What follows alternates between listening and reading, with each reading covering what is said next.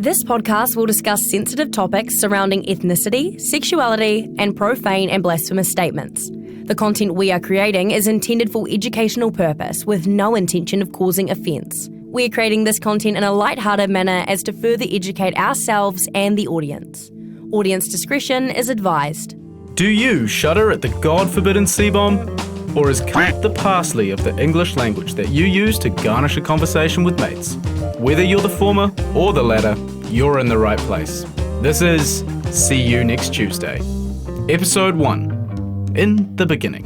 Kia ora and welcome to the first episode of See You Next Tuesday. Thank you for joining us. It's great to have your company. My name is Dylan O'Connor. I am 29 and from Timaru. I've been described as the best export to come out of South Canterbury since the supposed invention of flight. It was never actually documented. However, me leaving Timaru is very well documented.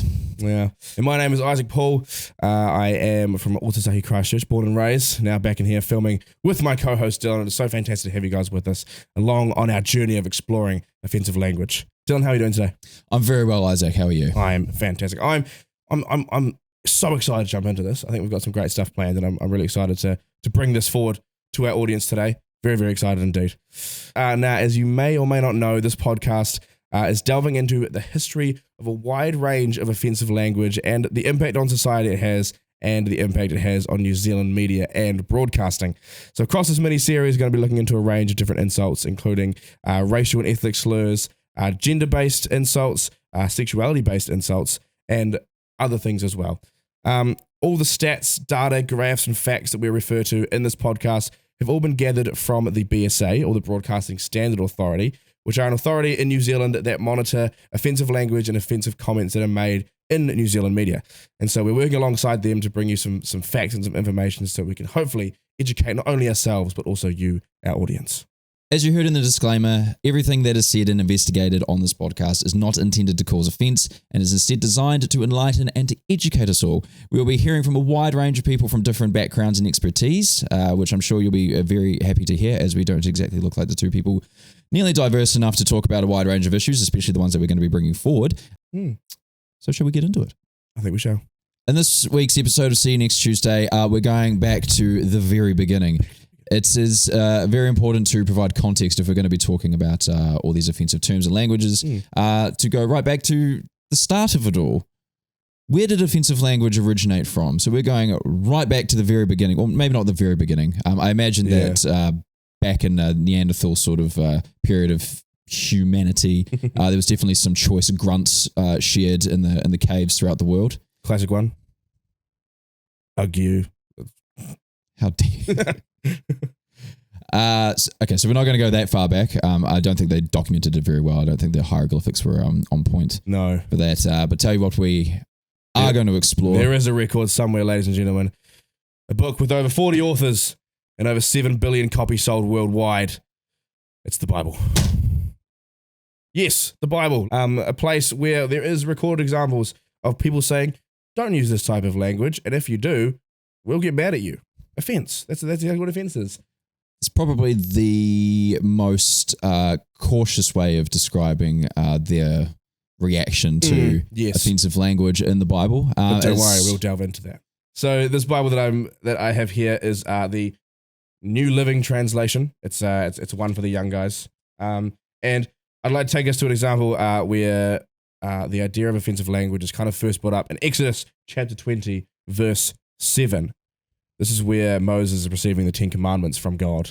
And God tells him in the third commandment, you must not misuse the name of the Lord your God. The Lord will not let you go unpunished if you misuse his name. Some translations also mention that as do not use the Lord's name in vain. It's V-A-I-N, and which means do not use it. Essentially, the children's translation is do not use it as a swear word.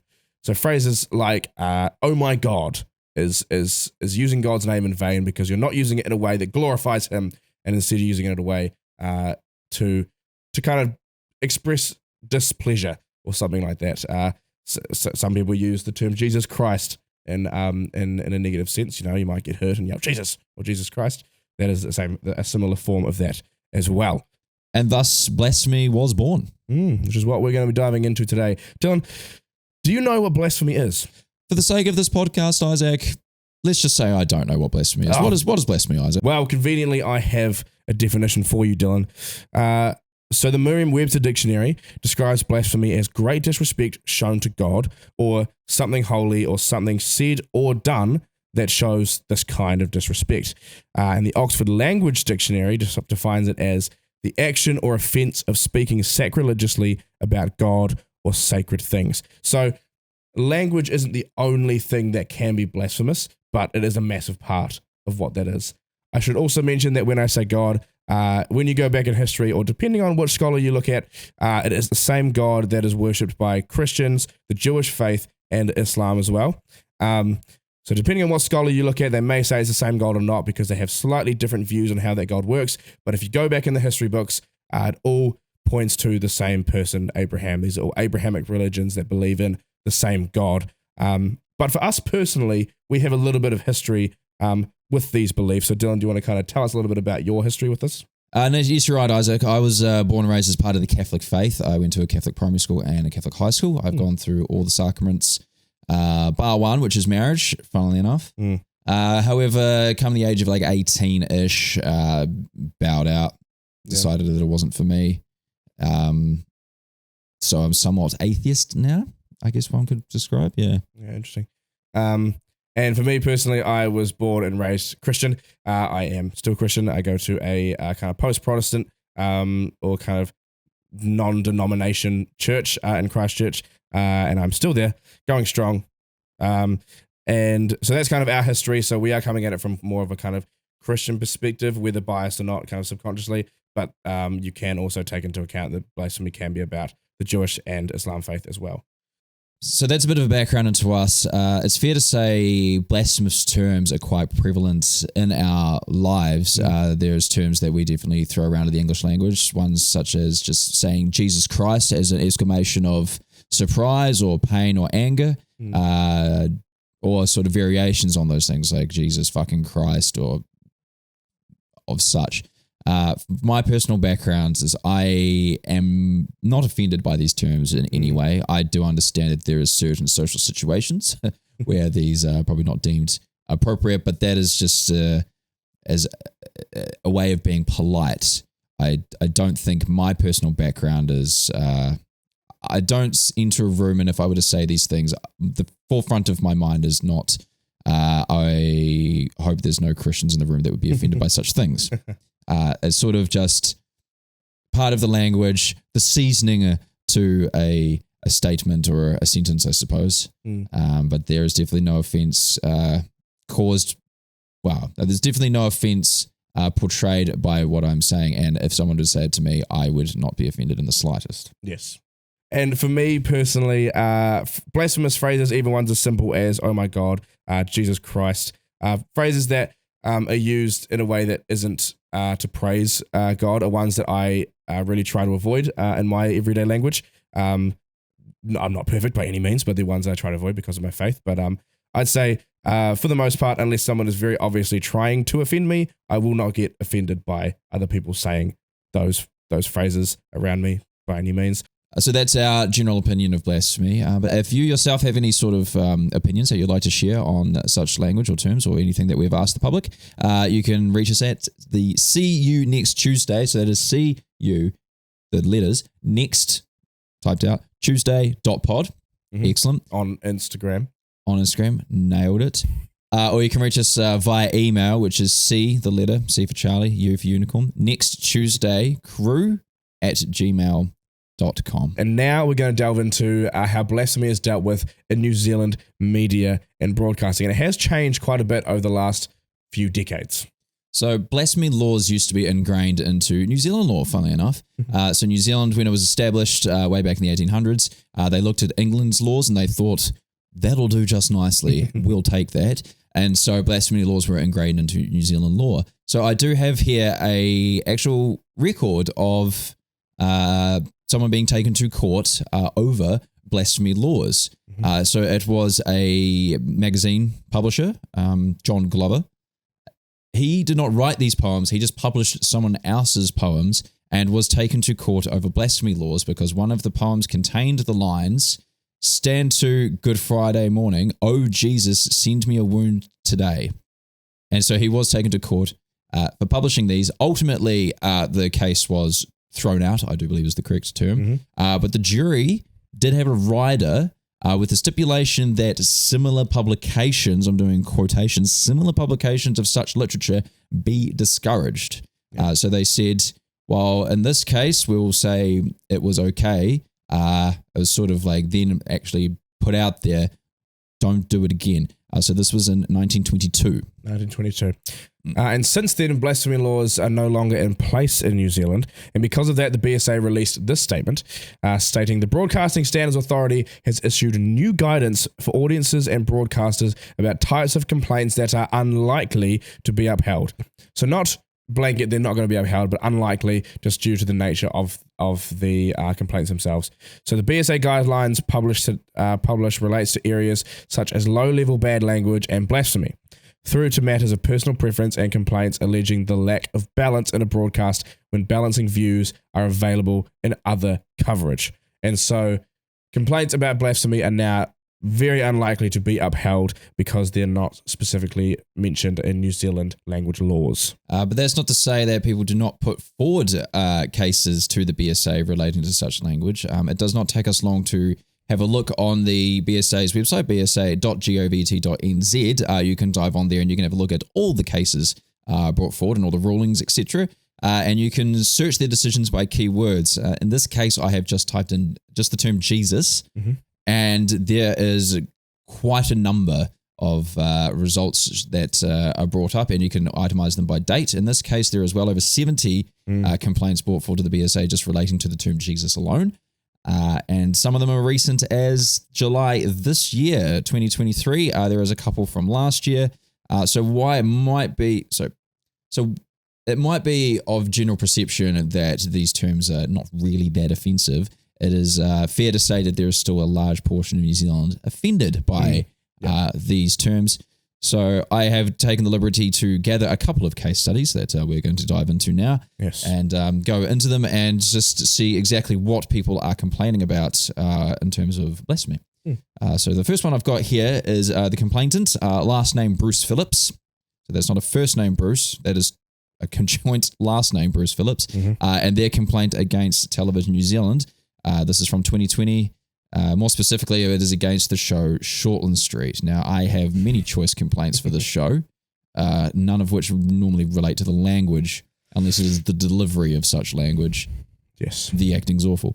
Now, so the authority did not uphold the complaint about the use of Jesus as an exclamation in this episode. The complaint was that the use of Jesus was disrespected, because it should be only used in prayer. So what we do have here is a rundown of the exact script of the scene in question. Exciting. Isaac, how is your acting skills? Oh, I dabble, I won't lie. Had a couple lead roles in school productions here and there, so... Ooh, big man.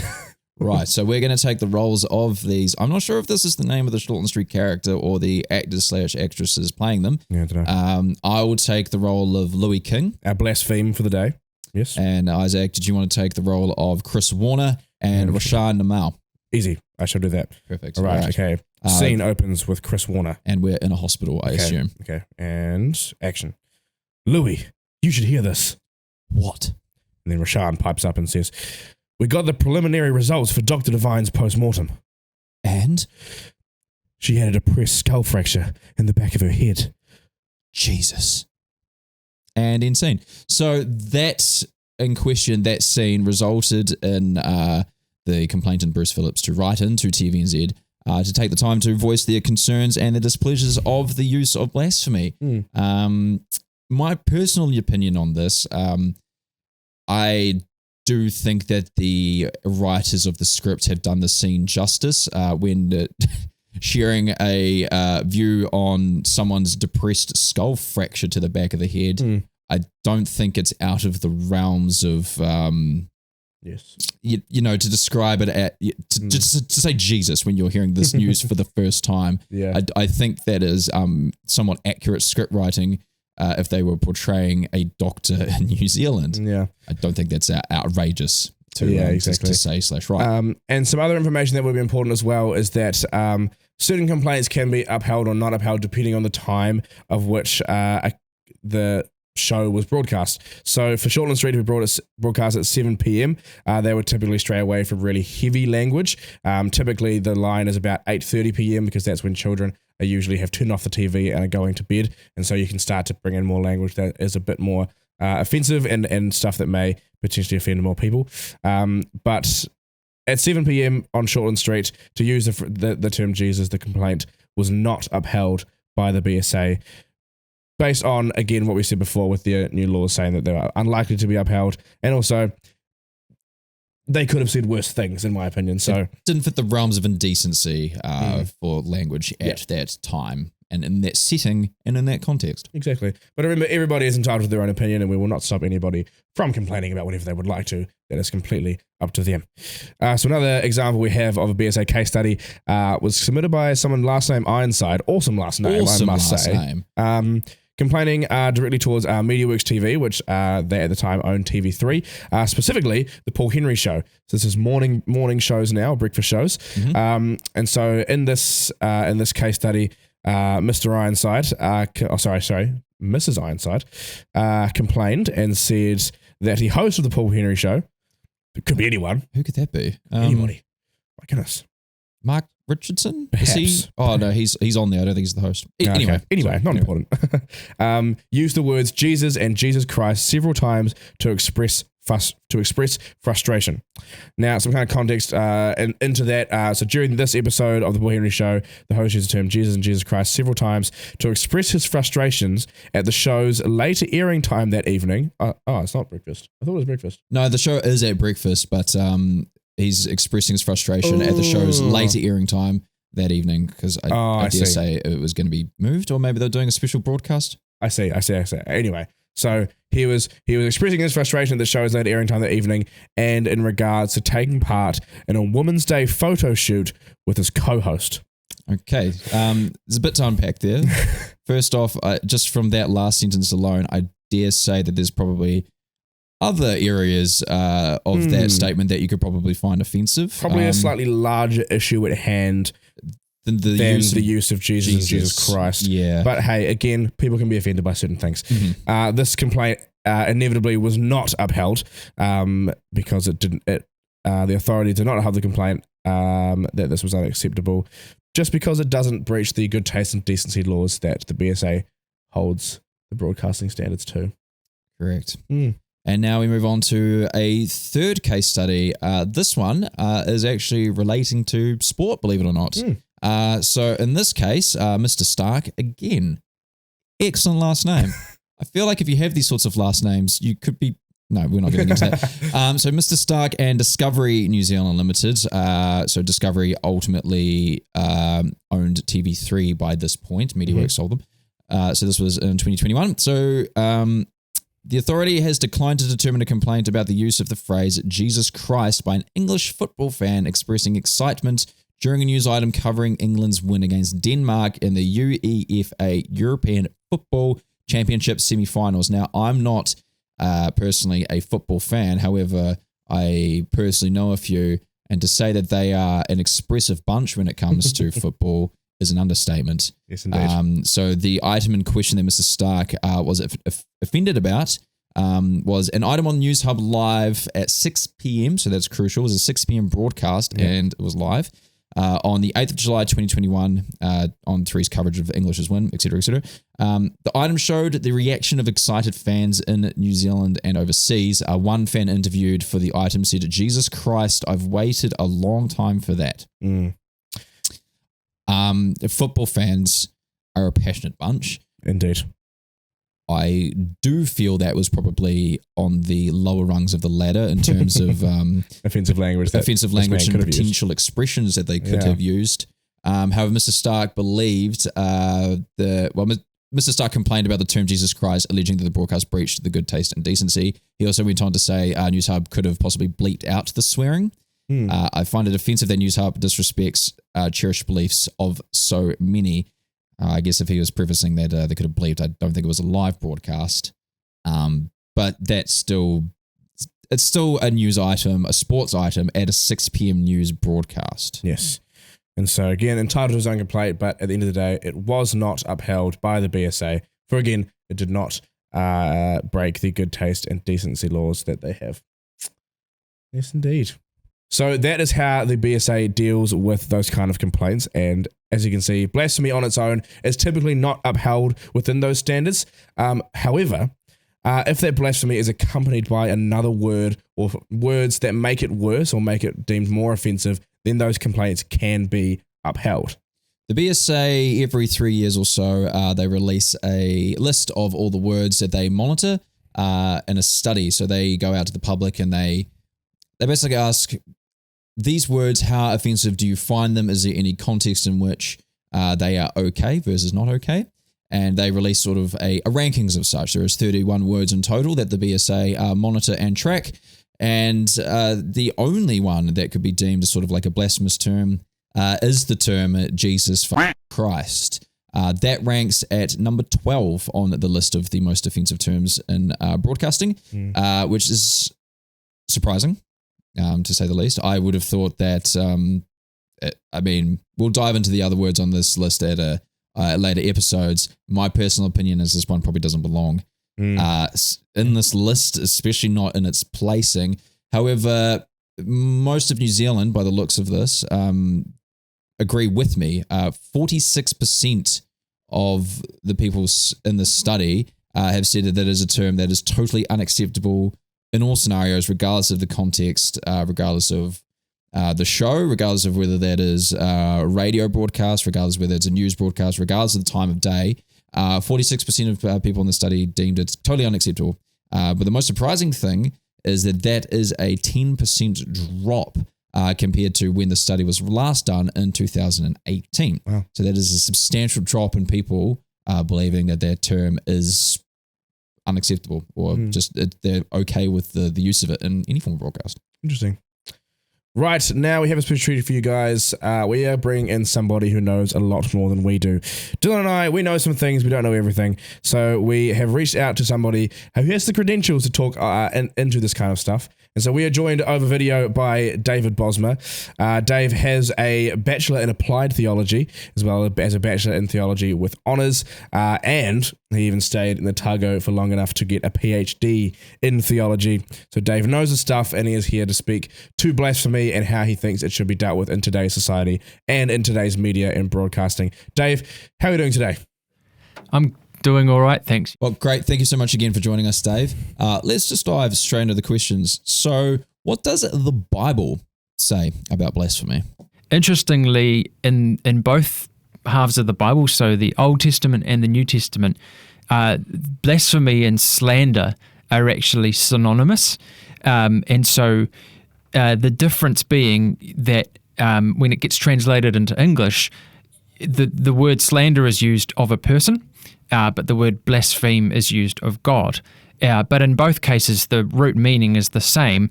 It's to effectively say something that just attacks the reputation, status, mana of an individual. So if it's another human being, it's slander. If it's God, it's blasphemy. That's the general use that I was able to see in the Bible.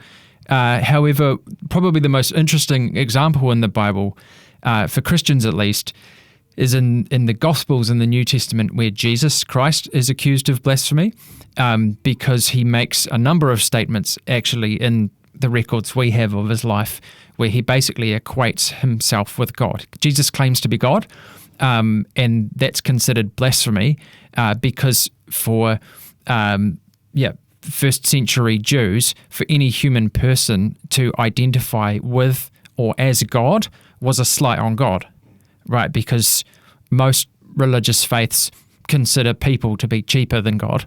And so for a person to elevate themselves, it kind of cheapens God. Like there's a kind of a general sense in which blasphemy and slander are, roughly the same thing depending on who you aim them at. And then I think the most interesting part in the Bible where we see it is when Jesus kind of alludes to the fact he believes he's God, and then no, that's blasphemy, say the Jews, because you've by associating a human person with God, you've cheapened God. You've diminished his value. To showcase just how offensive blasphemy was to the people at the time of the Bible being written and around this Old Testament time period, what was the punishment for blasphemy? From what I can see, there's a specific command somewhere in the early part of the Bible that people be basically taken outside of the camp and stoned to death. What's important to point out, that's a horrific command, yeah, right? What's important to recognize is that the Jewish faith and the Jewish people were one of a number of ancient Near Eastern cultures who were developing as cultures, who were developing religious systems, and a number of them would have had such laws, such punishments. So, I mean, it doesn't necessarily make it any less horrific, but there are quite a few crimes in the Jewish law where the punishment was death by stoning. The most serious ones, obviously, and that's to be fair, that's something that happened in a lot of ancient cultures. And so, I guess the point being that's how seriously blasphemy was taken. It was right up there with murder and these sorts of things that, you deserve to die for this. So why do you think blasphemy isn't as offensive as it once was? Yeah, so obviously we don't kill people for blaspheming anymore, which is good. And why might that be the case? I think one thing that's happened in Western society, well, over the last 200 years and possibly further back is secularization. So that means a whole lot of different things. But at a very basic level, what it's resulted in is the removal of religion from the public sphere. So effectively, governments aren't really too concerned now with what God or the church might think when they pass laws. Individuals aren't required to profess the same faith. They can have any faith or none. And even those who do profess a faith now probably keep it a little more private and it aren't necessarily out there broadcasting it all of the time. And these are things that have happened in New Zealand, Australia, the UK, the States, Europe. Almost all Western cultures have secularized over the last 200 years. And so it's just become less acceptable, less acceptable to be overtly religious. And the flip side of that, I guess more acceptable to be agnostic or atheist, anti-religious, because actually, there's just, because there's less pressure on people to be religious or to make that call. There's more freedom for people to actually speak against it, disagree with it, criticize it. And I think actually the positive that comes with that is I think the West is unique and uniquely special in how highly we value free speech. And that's, there's lots of debate about that and people want to put limitations on that, especially when we're inciting violence, which is good. But in general, I think it's a really good thing. My first job out of high school, I was a road worker, and so, I mean, there's a lot of pretty fresh language on the job site, and someone might injure themselves and go, Jesus! And it's like, well, clearly they're not praising God at that point. And in a strict sense, maybe they are making a blasphemous statement, but you can appreciate, or at least I never had a huge problem, it was never directed at me, or it wasn't even directed at Jesus, it was just a kind of event. So, and I think in some broadcasting mediums, particularly those where the hosts or the people speaking are encouraged to be more chatty and relational and a little less professional, I can see phrases like that sort of being tossed around with good humour and jest, and I feel like I might have heard that once or twice on the radio. And again, it's like by the letter of the law, sure, you could probably write a complaint, but I think if you're being charitable and if you're being fair-minded, I don't think there's any intent. And actually, I think intent is a key part of any judgment we make on somebody else. Well, did they mean to? No, not necessarily. It's just, for whatever reason, it's just part of chat. Sometimes people use technically blasphemous language in just regular chat, but they're not intending to blaspheme or to slight religion at all. So I think there's a context element to it. Yeah. So, Dave, we've seen you a list of the BSA's 31 words that they deem the most offensive in broadcasting, the ones that they track and monitor with their studies. As you can see, Ranking in number 12 is the term Jesus Christ, which is the only blasphemous one on the list. Do you agree with where this statement is on the list? Yeah, I guess when I look at the list of offensive words here, it's funny, isn't it? Because I've heard all of them in the schoolyard or on the work site or in different places. But obviously broadcasters are called to a higher standard because actually their words are heard by a lot of people at once. And I think just because less and less people in New Zealand identify as religious, it doesn't actually mean that the word causes less hurt to those who do.